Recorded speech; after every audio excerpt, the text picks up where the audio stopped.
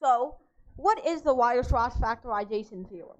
Well, the proof is too long to go over today, but essentially, it gives you a way to make any function of one variable into a product, an infinite product, in fact, from which is a function of both the thing being summed over and the variable itself.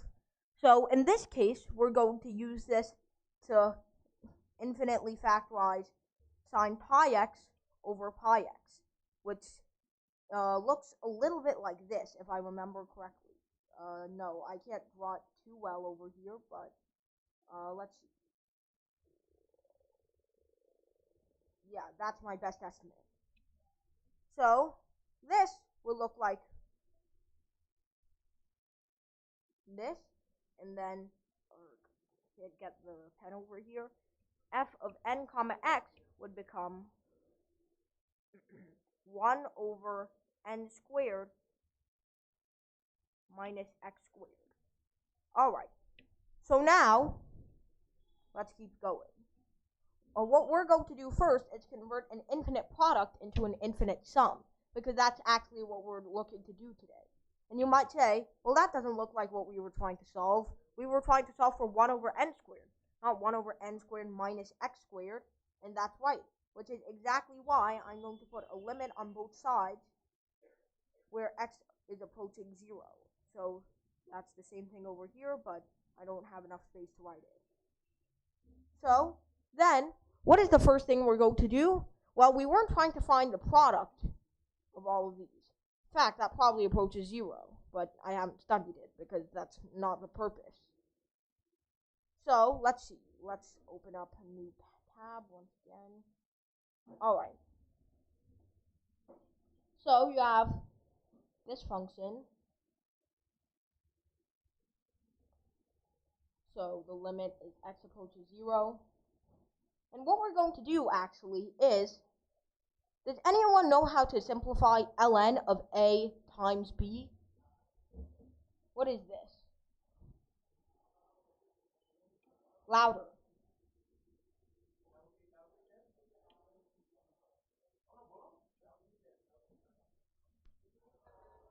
Yes. Okay. Good. So you have the natural log of a plus the natural log of b. All right. So that's an excellent answer. So does anyone know what we might use to convert this infinite product of something into an infinite sum of something? Oh, sorry, wrong symbol. So given this information, what can we do over here? Yes, we take the logarithm on both sides. So for example, if we were doing root 2 over 2 times root 2 plus root 2 over 2 times root 2 plus root 2 over root 2 plus root 2 over 2, etc. Now, we're going to be taking ln of root 2 over 2 plus ln of root 2 over root 2 plus over 2 plus ln of root 2 plus root 2 plus root 2 over 2, etc. Fun fact, this is actually a formula for pi. So, that's not what we're focusing on today, though.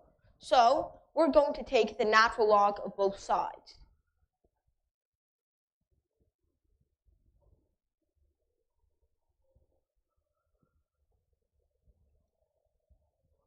And now, we're going to do what we need to do.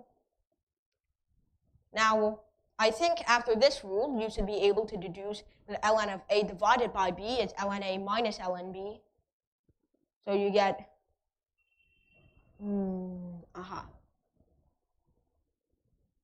sine pi x minus ln pi x is equal to the limit as x approaches 0 of, oh, why did I write a sum symbol over here again? This is actually kind of dumb of me, so let's just resolve my mistake. clear. This is a product still. And then we made this a sum. And now you might be thinking, well, wait a minute, Suborno. I thought we were still solving now. I mean, your limit worked out nice and well. But I thought we were still solving for 1 over n squared, not ln of 1 over n squared. And this will be solved very, very soon. In fact, this will be solved right now once we take the derivative. All right. So taking the derivative of both sides, we still have the limit hiding in this corner. We have d dx ln sine pi x minus ln pi x. We'll work this one out next time or next step. And then we are allowed to exchange, actually, the sum and the derivative. Let me erase what's on that side, if that's fine with everyone.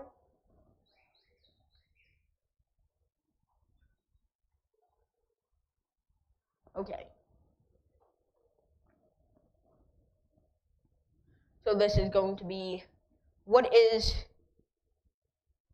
ddn, I guess, no, ddx of 1 over n squared minus x squared. Is anyone willing, ln of 1 minus x n squared minus x squared? Is anyone willing to come up and do it? Not, that's okay too. Please raise your hand, by the way, if you would like to do this.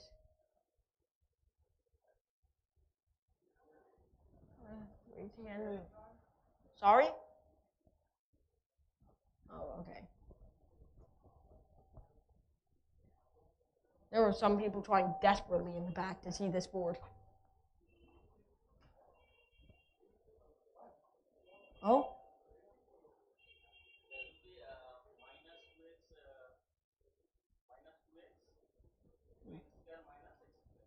Okay. All right. So I'm going to assume that's correct. I'm kind of sad that a math professor has to answer for all of their students, but okay. So we have n squared minus x squared on this side, and then since we're taking n as a constant, since we're differentiating over x, we can basically treat this like, well, this is going to be d dx of, and this is going to be d dx of the thing inside, 1 over n squared minus x squared. So what is that going to be? Well, that's going to be, let's see, n squared minus x squared to the minus 1 becomes minus 1 times n squared minus x squared to the minus 2 times, by the chain rule, minus 2x. So I'm just going to cancel these negative signs out real quick. So we get 2, wait, let's see. Oh, right. So this parenthesis is 2x times n squared minus x squared to the minus 2. Now, it looks like there's more of the page down here if I scroll.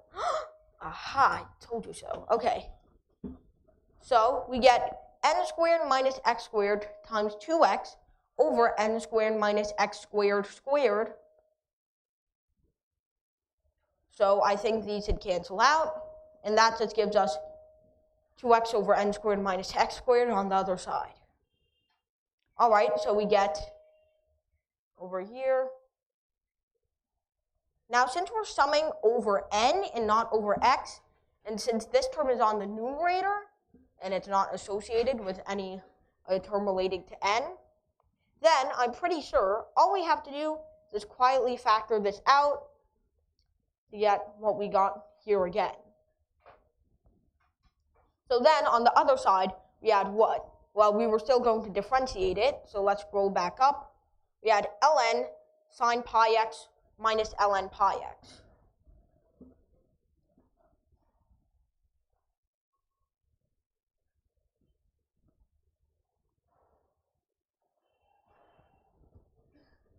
And to Professor Chakraborty, please don't answer. Okay. So, can anyone tell me what this is?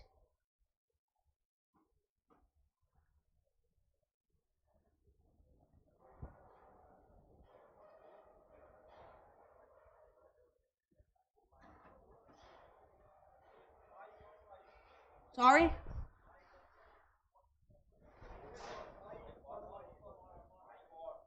Sorry? Hello. Okay. So what I'm hearing is 1 over sine pi x, okay? Into pi into cos pi x. Okay.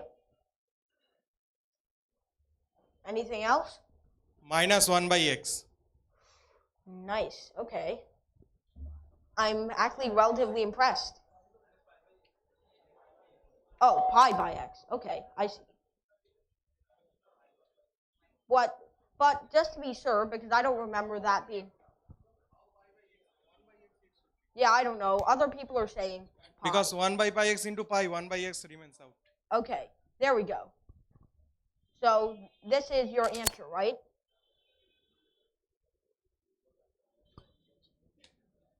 Okay, just to be sure, let me do it myself. Because I'm pretty sure this is correct, but I have to be totally sure so that I don't mess something up later on. So this is going to be cosine pi x, and then this is going to be pi minus ln of pi x. Well, that's just going to be 1 over pi x times pi. So, yep, that's totally correct. Thank you. All right. So, looks like whoever said pi over x forgot to apply the chain rule. So we get pi x cotan pi x minus 1 over x is equal to, on the other side, we're actually going to bring the 2x over in the form of 1, I don't know why it's doing that. 1 over 2x is equal to that sum on the other side. Please, why is it doing that? Please note that there was still a limit here, and I'm just too lazy to write it down.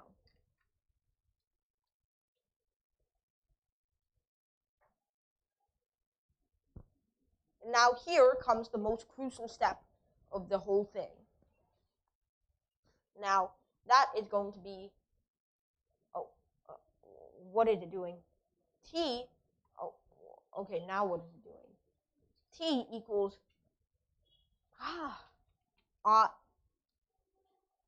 yeah, just lagging out every time I try to move.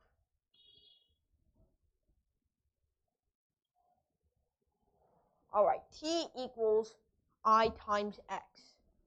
Let me actually scroll down for a second because this has also become filled. So now, why is this useful exactly? Well, it's because of something that leads from Euler's formula. E to the I theta equals cosine theta plus I sine theta. I think this is actually like Abraham de Moire's formula, but or whatever. So we get e to the I theta equals cosine theta plus I sine theta, where I is the square root of minus 1. So this variable substitution is very important. Why? Well, let's see what happens when we try making cotan pi x.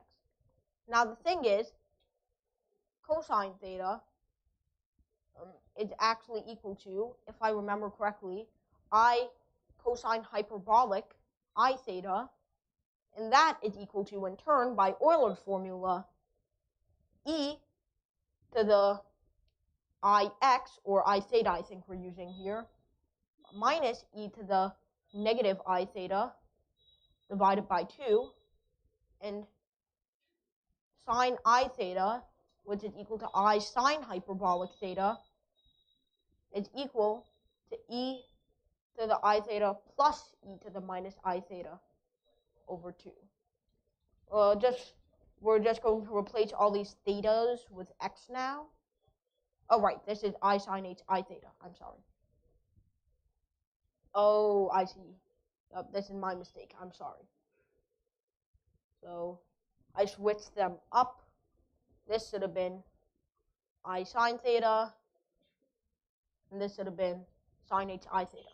All right. So now what do we get? Well, let's see what happens when we divide these two and divide these two. So this gives us 1 over I cotan theta is equal to I cotan hyperbolic I theta is equal to whatever that is. Yes?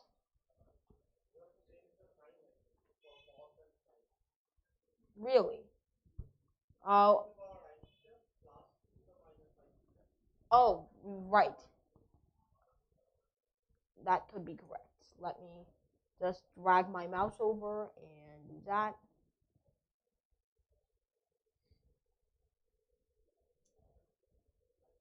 Ah.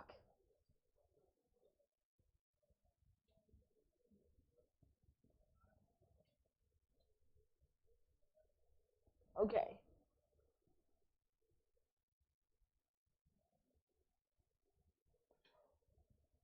Okay.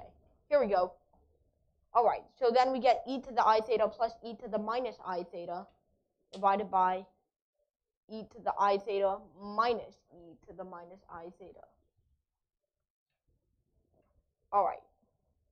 So that looks a little bit messy, but can anyone please tell me what 1 over I is?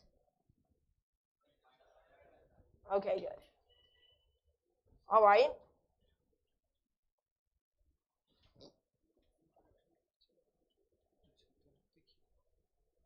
No one would be opposed to me canceling out these two, right? So we get minus cotan x. Oh, I just realized that I forgot to replace this to cotan hyperbolic ix. All right, and now if t equals ix, then x should be negative it. So what does that mean? Well, if we have, let's go up a little bit. We already had cotan, a pi cotan pi x.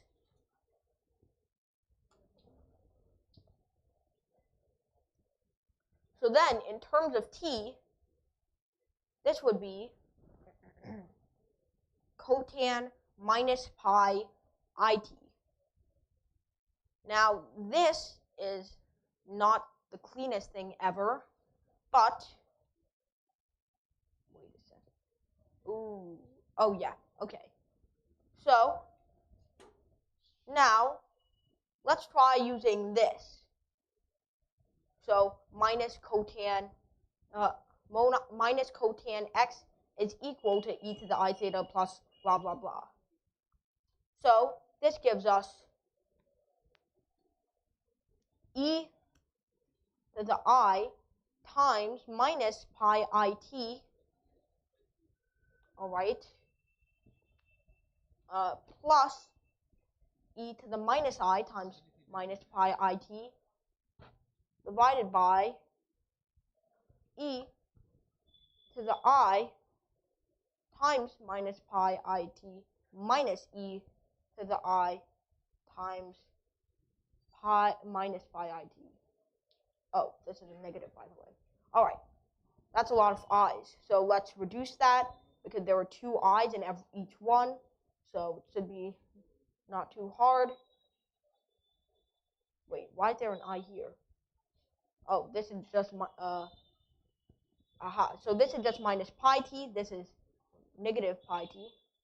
This is pi t, and this is negative pi t. All right, there it is.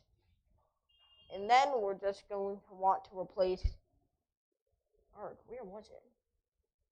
Oh, right, the 1 over x that we got from over there with 1 over negative it, which in turn is just equal to it. So here we go. We have, oh, right. Yes.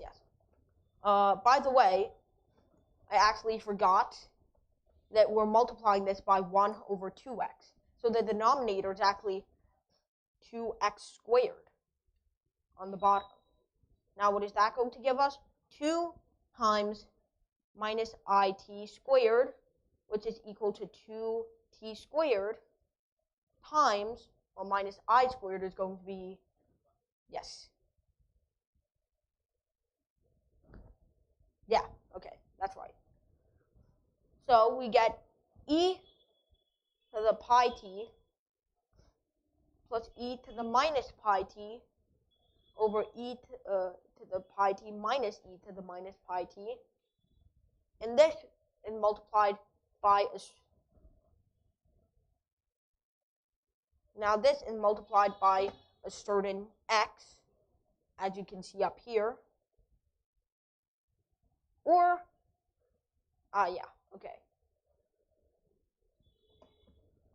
So multiply by minus it, and then we have up here minus 1 divided by 2 minus 2 times t squared. So now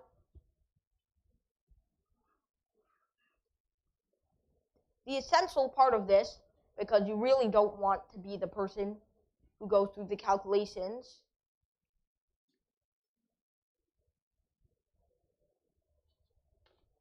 and by the way, note that this is now replaced by a positive t squared after exchanging the x for t.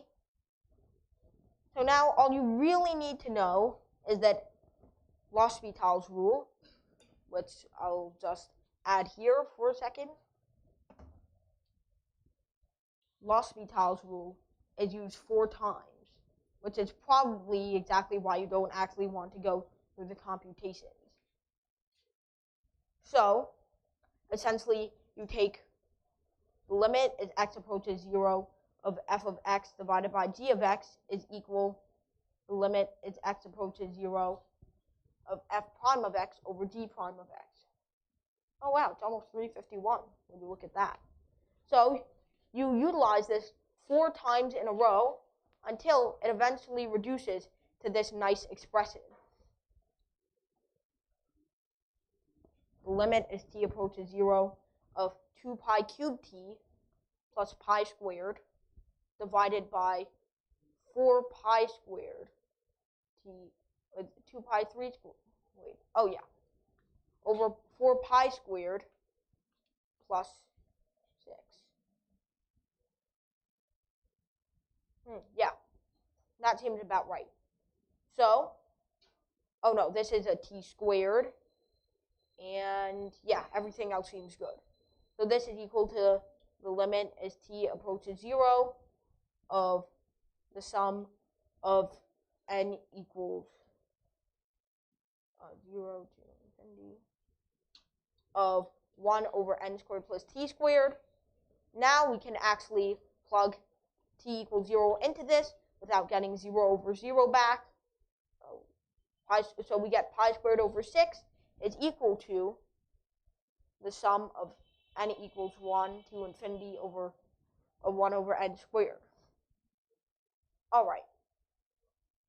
So now we've explored strictly convergent series. Okay.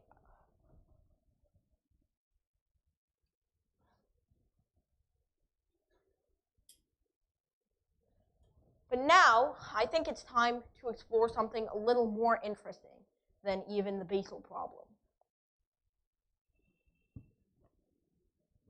Now it's time to explore divergent series. Now you might think, well, Suborno, why would it be interesting to explore divergent series? I mean, there's only 3 possible results. 1, it goes up towards infinity. 2, it goes down towards negative infinity. Or 3, it just keeps coursing in the middle with no way for us to find its actual limit. And that would be right if we took the ordinary definition of summation.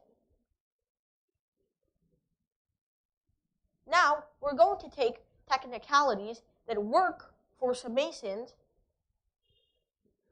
but they also work for things that are not quite summations.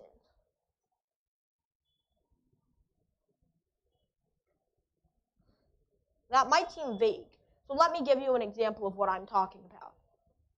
Let's talk about Grandi series, first explored by Guido Grandi, an Italian mathematician from somewhere in the 1600s.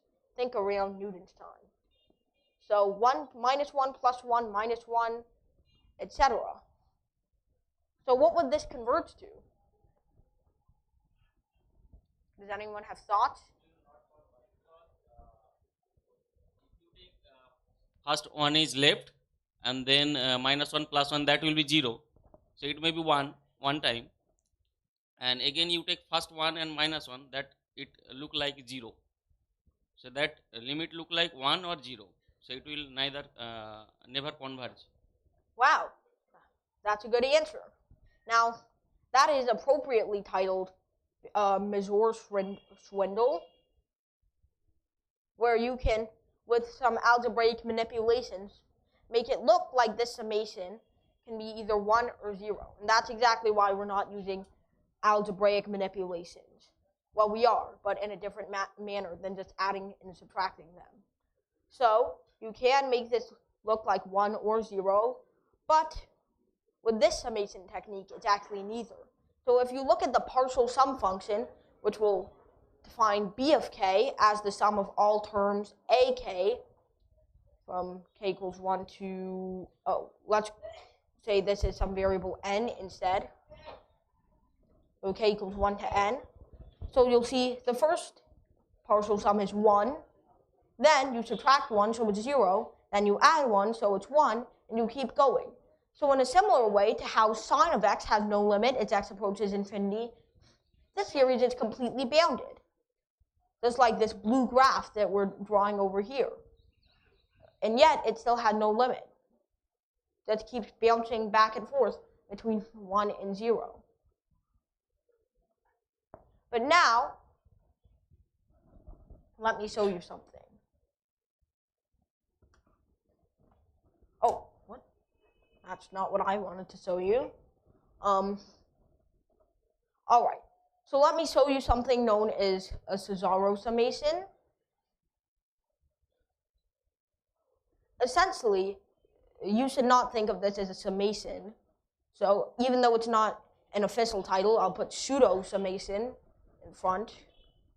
So this summation essentially works by taking the mean of all the partial sums. What the heck does that mean? Well, let's explore it on a simple example, like 1 plus 1/2 plus 1/4 plus 1/8. And I think it's pretty simple to show that this converges to 2. In fact, there's even that famous illustration where you take 1/2 plus 1/4 plus 1/8 plus 1/16 plus 1/32 plus 1/64, etc., so on and so forth. Doesn't really matter what's at the end. This is going to sum up to 1, then add that to 1, and that sums up to 2. So now, let's look at the sequence of partial sums. So that's going to be 1, 1.5, because it's 1 plus 1/2. 1.5 plus 1/4 is 1.75.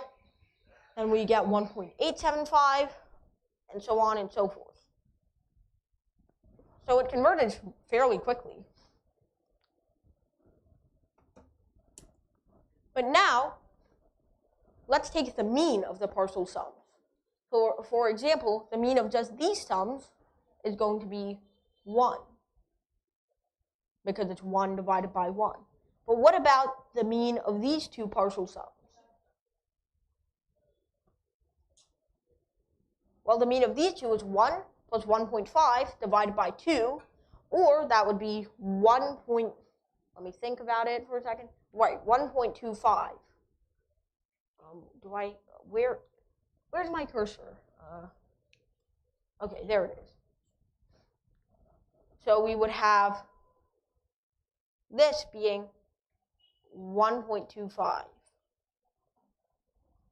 Now, let's compare the mean of the first 3 terms. The mean of the first 3 terms is going to be, where is it now? Okay. 1 plus 1.5 plus 1.75 divided by 3. Now what is that? Well, that's 2.5 plus 1.75 over 3, or 4.25 over 3. Yeah, that's about right. Now, what would that be exactly?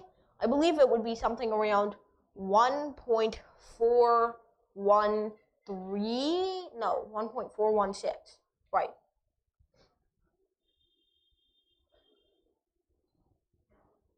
Okay.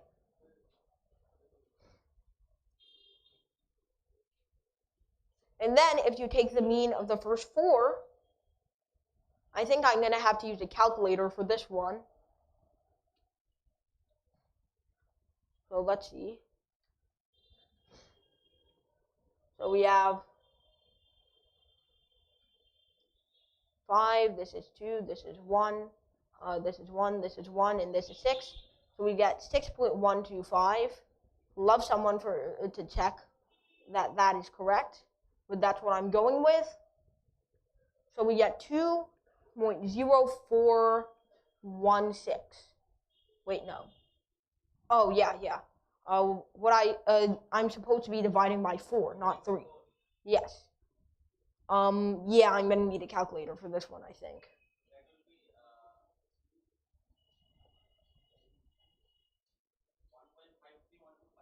Yes.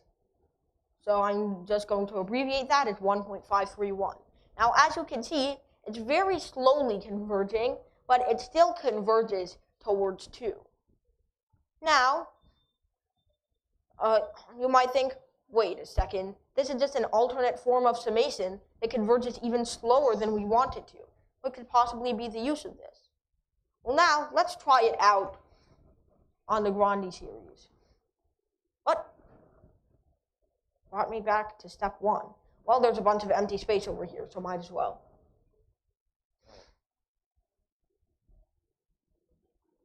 Etc. All right. So now the partial sums are going to be, as Professor Chakraborty mentioned, 1, 0, 1, 0, 1, 0, 1, 0. Now let's take the mean of them over time. So this is going to give, and I'm going to draw a long arrow, 1. This is going to give, let me see, where is it now? Okay, maybe I shouldn't be choosing such light colors. This is going to be 0.5.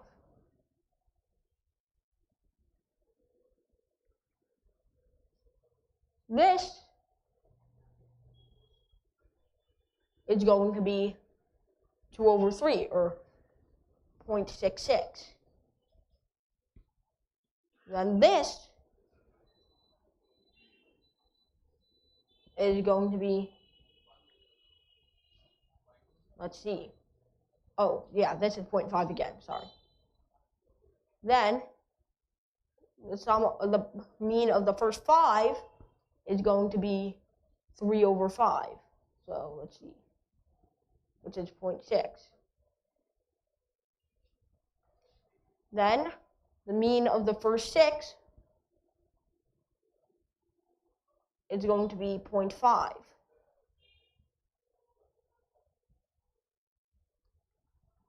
Then the mean of the first 7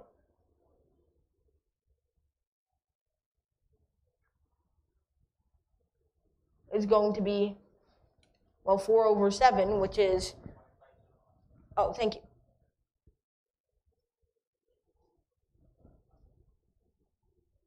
Let's see, and where's my cursor this time? Point arg. Okay, now I just totally can't. Okay. Maybe yellow was not the best color to choose, but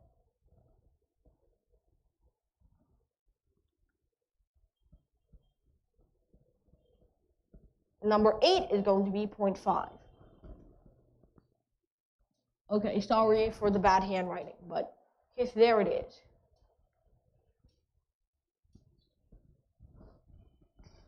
So we have 1, 0.5, 0.66, 0.5, 0.6, 0.5, 0.571, 0.5. And it overall seems like it's just converging towards 0.5, 0.66, 0.5, 0.6, 0.5, 0.571, 0.5. So it's slowly getting closer and closer to 0.5, or 1/2. So we can say that the Cesaro pseudo summation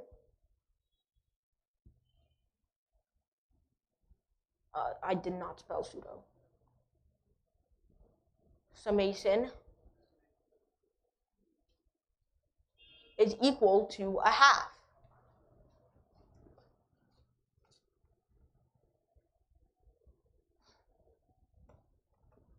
Oh wow, you can scroll between page to page. This is some new technology right here. Alright. So now, this is a very cool looking tool. But there were some theories that need something better, like 1 minus 2 plus 3 minus 4 plus 5 minus 6, and so on and so forth. What do you think this sums to?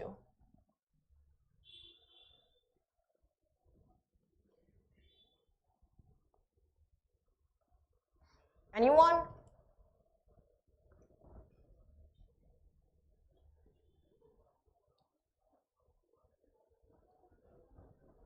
A little bit louder, please. Yes.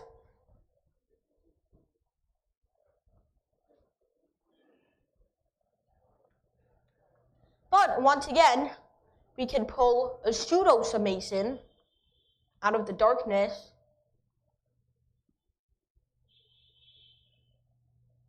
in order to give us a sum. So this is the Abel summation. But interestingly, this sum was not first solved by Abel himself, rather famous mathematician Euler, who we mentioned a little bit earlier. So he said, right before summing this, 1 minus 2 plus 3 minus 4 plus 5 minus 6, etc. is 0.25. That may sound ridiculous to some of you who are reading this text. For example, on the 50th term, this series gives us 49. And on the 51st term, this gives us negative 50. Now, these two seem very far apart away from each other, let alone 1/4. But I have a very good reason as to why this is true. Now, you can use the Abel summation, but that's the longest way around it. I'll tell you the essence of what it is, though. Essentially, you have a function, f of x, and then probably n as well, and then you multiply that by some sequence a to the n, and it's going to give you the series out. Now this series, 1 minus 2 plus 3 minus 4, etc., was really a subsection of the general series 1x minus 2x squared plus 3x cubed, or rather 1 minus 2x plus 3x squared minus 4x cubed, etc. Now, in this case, where f of x does this, we have f of minus 1. This is 1 plus 2. You have 1 minus 2 plus 3 minus 4, etc. So essentially, f of x comma n is equal to nx to the n minus 1. Oh wait, that looks a little bit familiar. But no, the power rule doesn't play a part in this, where x is just minus 1. So there is this way around it, but I'm going to showcase to you an easier way because I think we might be running out of time. Now that easier way is by taking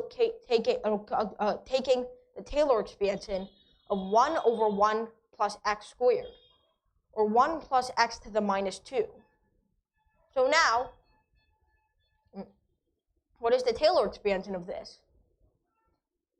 Can someone tell me the equation for a Taylor expansion, centered at 0, by the way?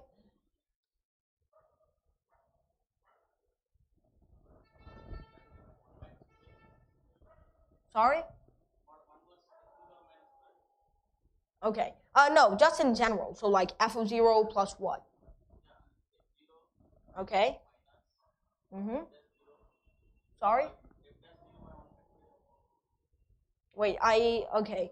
I'm pretty sure what Professor Chakraborty is saying is correct, but I can't hear from here, which is a very bad thing. But yes, it is definitely very involved with the factorial. Oh, I see what. Okay, so I believe he was saying something like this.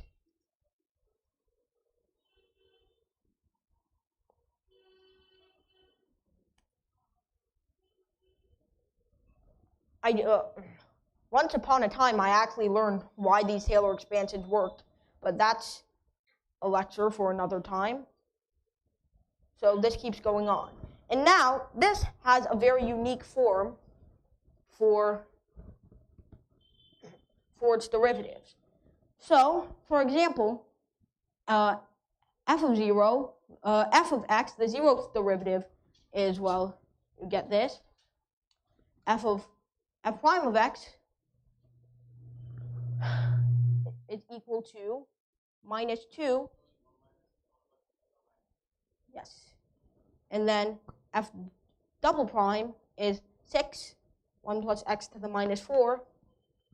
F triple prime is minus 24, 1 plus x to the minus 5. And as you can see, it continues kind of like a factorial, but alternating signs. So you get fn of x, where n represents the number of derivatives, is Yep, I can see that. Okay, so we multiply it by n factorial on the outskirts. This is actually n plus 1 factorial, I believe, but we're going to keep it standing as it is over there. So n plus 1 factorial out over here. And then we have 1 plus x, 2, minus n plus 2. If I'm reading that correctly. Yes. So we get minus 1 to the n, 1 plus x to the minus n plus 2 to the n plus 1 factorial. All right, so let's write that down. Oh, wait, I can't do things like that. I'm going to actually take this off and scroll just like that. So now, once we plug in, we got to plug in x equals 0, because that's what the expansion is centered around, to get minus 1 to the n plus 1 to the minus n plus 2, which is just 1, and then n plus 1 factorial. So we get minus 1 to the n times n plus 1 factorial divided by n factorial. So what does that give us? Minus 1 to the n times n. That's correct. Yes, that should be correct. So, what is this going to give us then? Well, if we scroll up for just the tiniest bit. Aha. All right. So, what is this going to give us? Minus 1 to the 0 times 0, which is just 0, plus minus 1 to the 1 times 1, plus minus 2 times, minus 1 times 2 to the 2, minus 1 to the 3 times 3. Can you finish it in 15 minutes? Yes, it's done almost. Etc.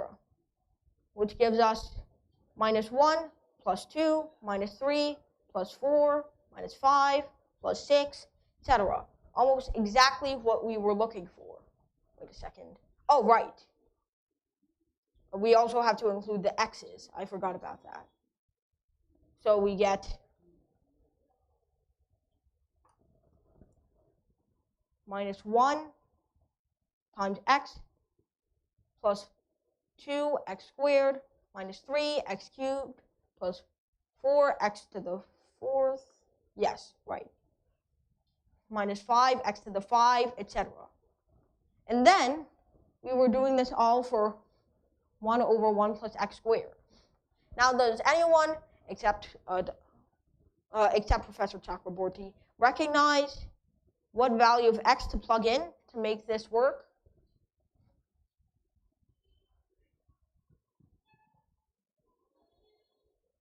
Okay.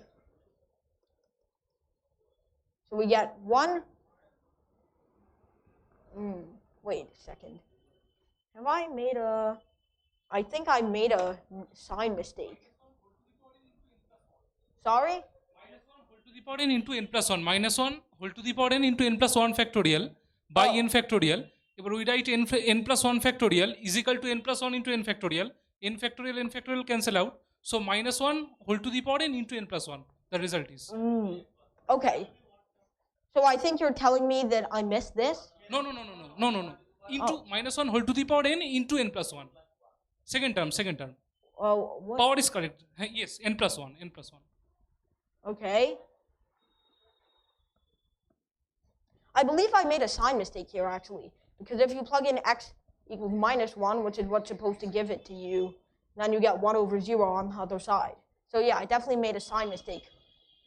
Because this is supposed to be 1x minus 2x squared plus 3x cubed, etc.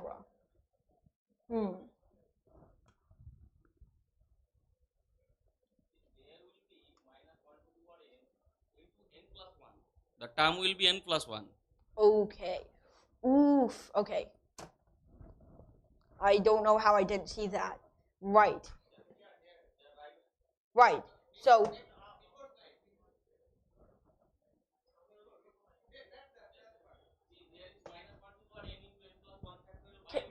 can you come here and circle it for me? Thank you. Can't believe I made a sign. Thank you. See here, this is n plus 1 factorial by n factorial. Yes. So this will be n plus 1 into n factorial by n factorial. So n factorial by n factorial will cancel out. So there will be n plus 1. That will be n plus 1. Oh, geez. That's an elementary mistake, isn't it? Right. So then that gives us 1 minus 2x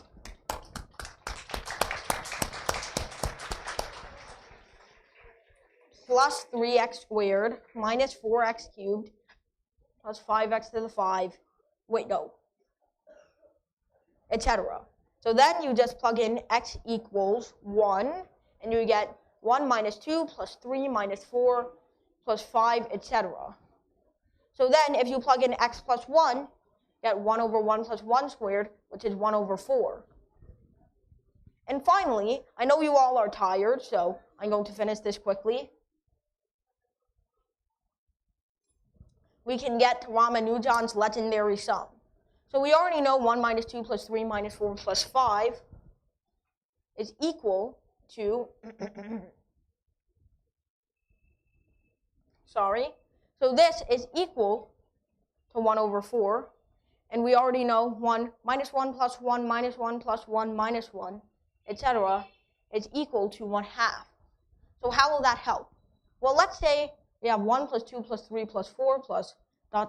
equals some number n. Then we subtract minus 4, minus 8, minus 12 from 6, minus 16. And I think it should be pretty apparent that this is minus 4n.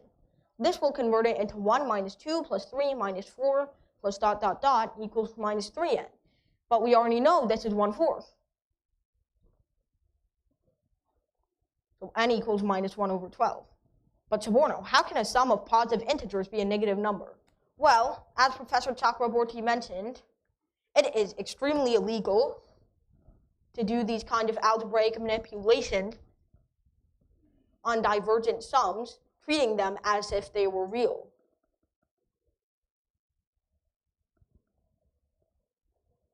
So, for example, as he said, you can do this.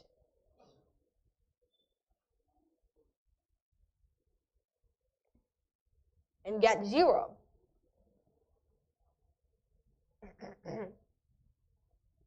And then, does this mean that 0 is equal to 1/2? Of course it doesn't. It just means that you're not supposed to do these kind of algebraic manipulations.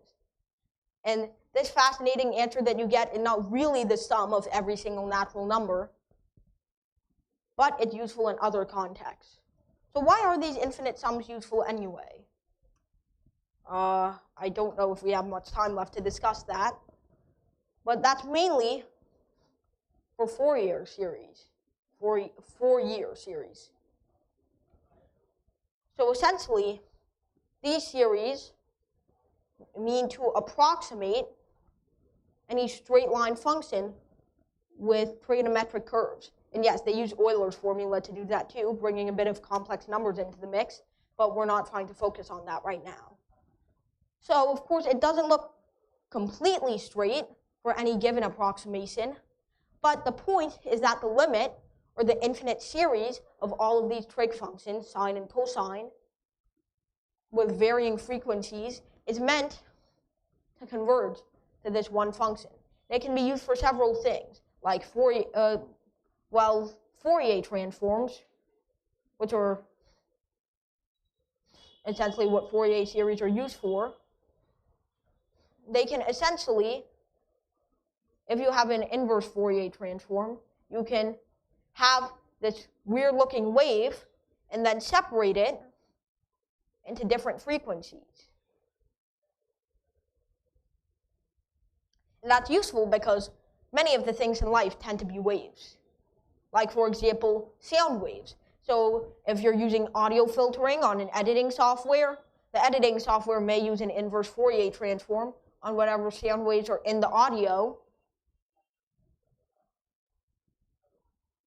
This is an oversimplification, but in order to split it into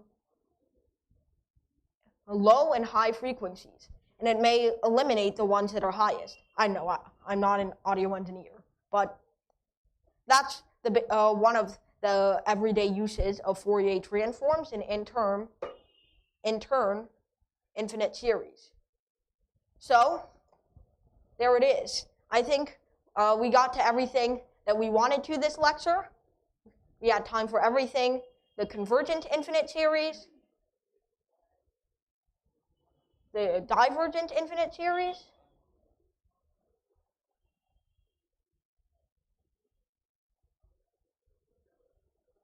Okay, maybe let's finish it. yeah, And then you can go for Q&A. right, the Ramanujan summation, and a brief overview of its applications. So, once again, that's it. Thank you, everybody, for attending today, once again.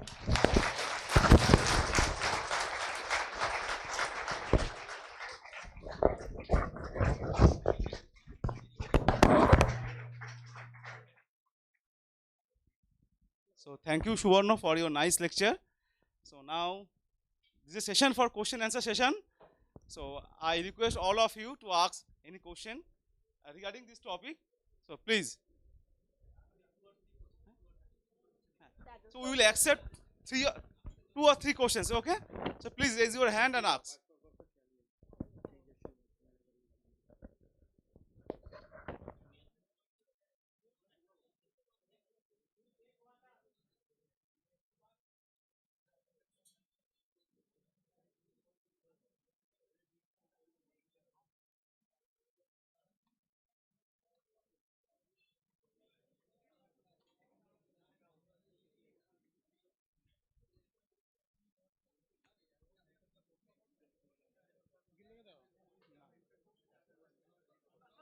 You may ask any question. Okay. His life is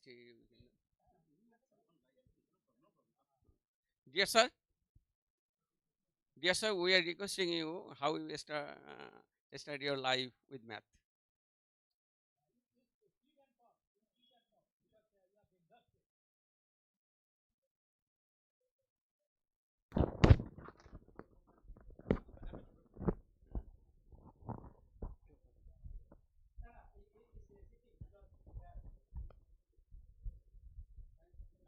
From your childhood, how you started your life with math?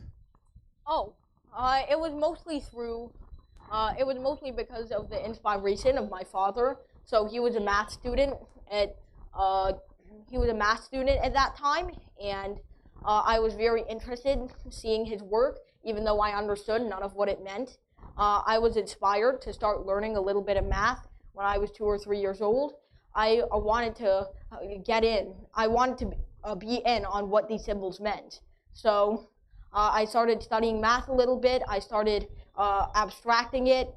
I was using whatever textbooks my dad had at home. And eventually I asked my mom to start teaching me. So one day, after she taught me for a long while, she was reviewing everything we learned.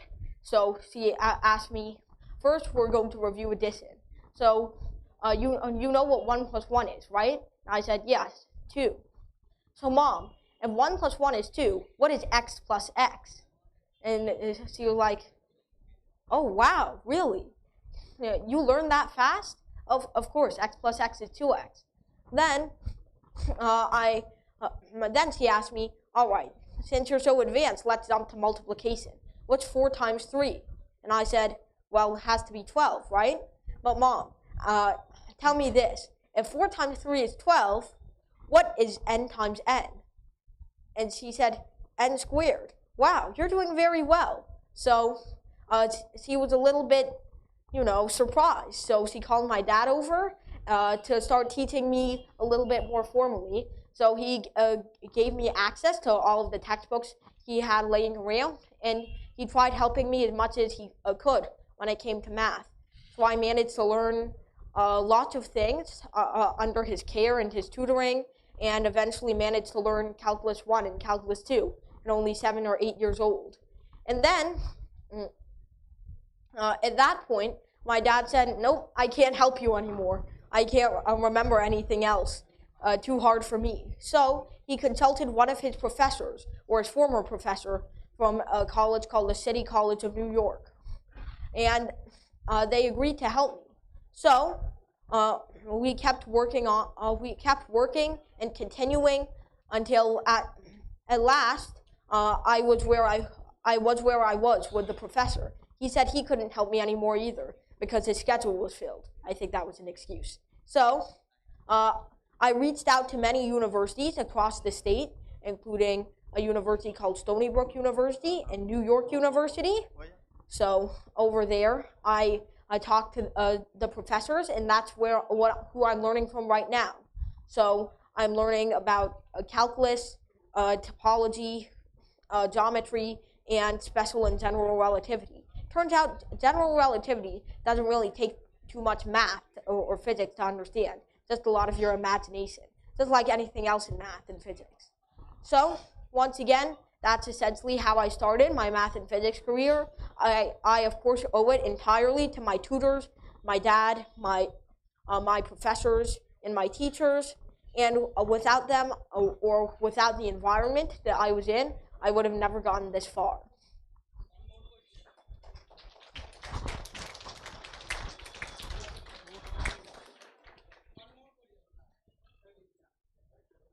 Question?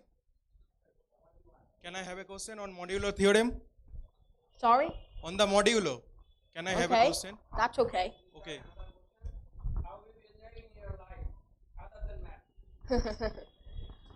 Okay, so I will answer this one, then the modulo one can come.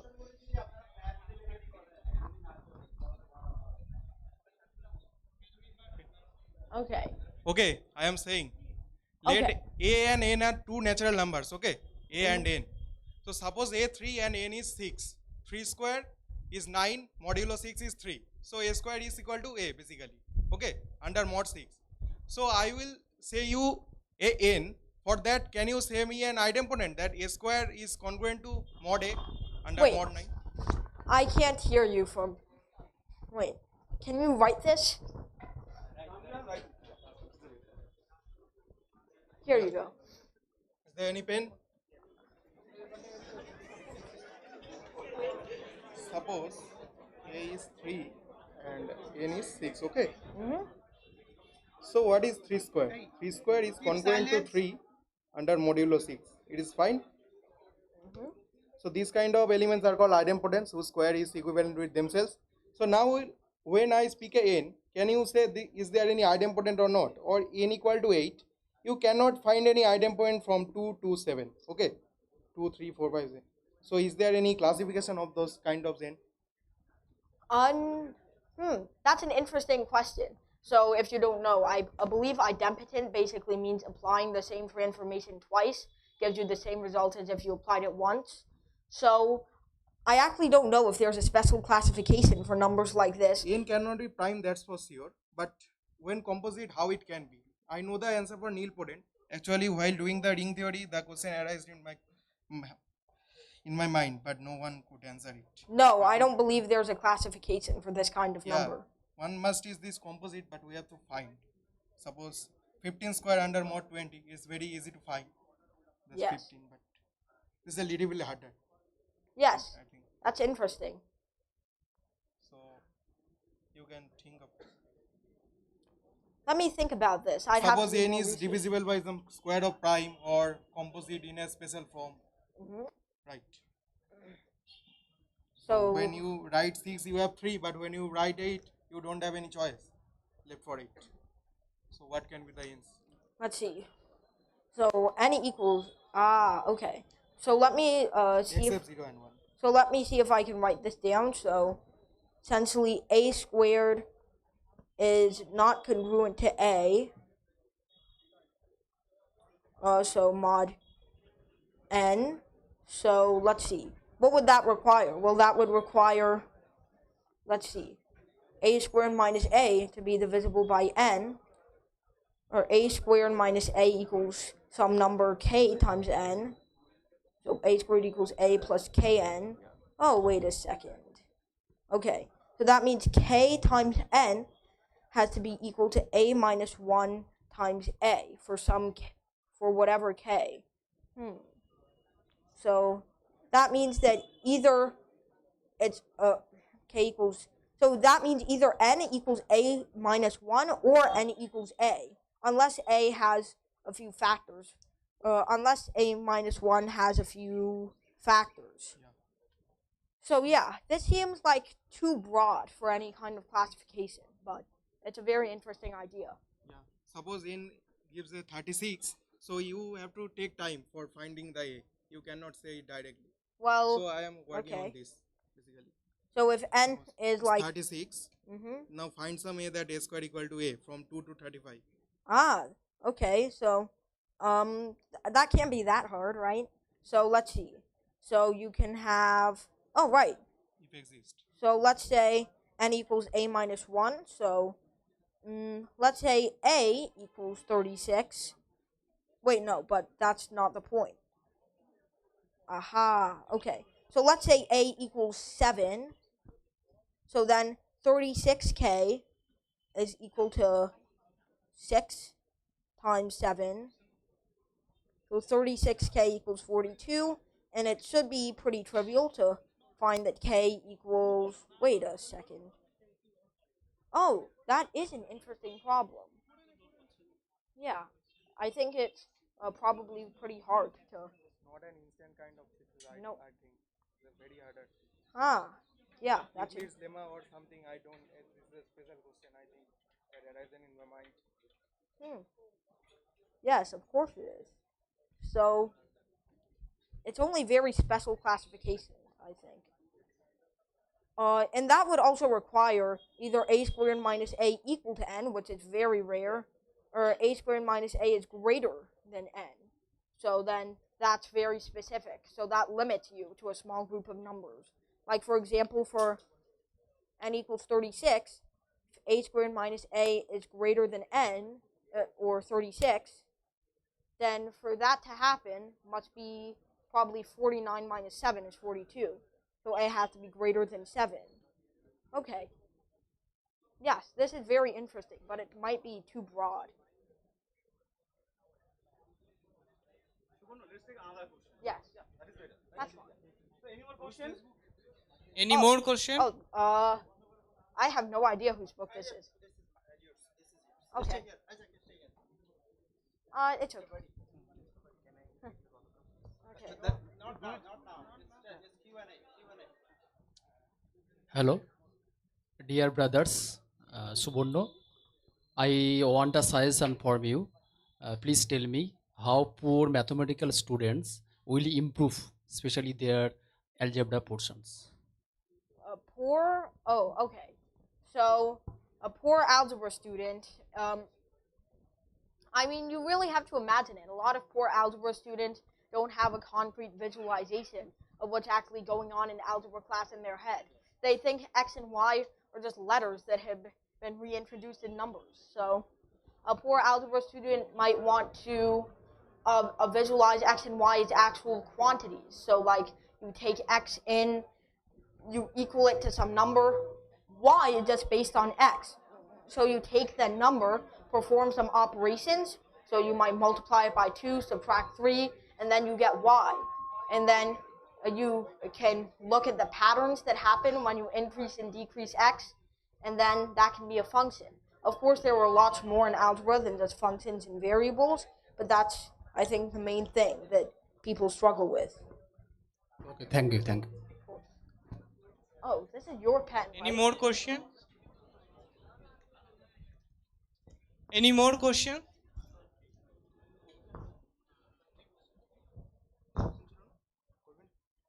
No question. No.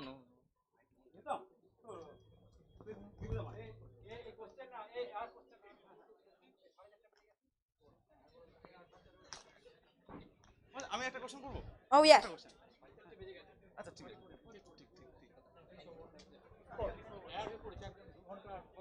So since there is no question, so this is a time for vote of thanks. Surinda, please.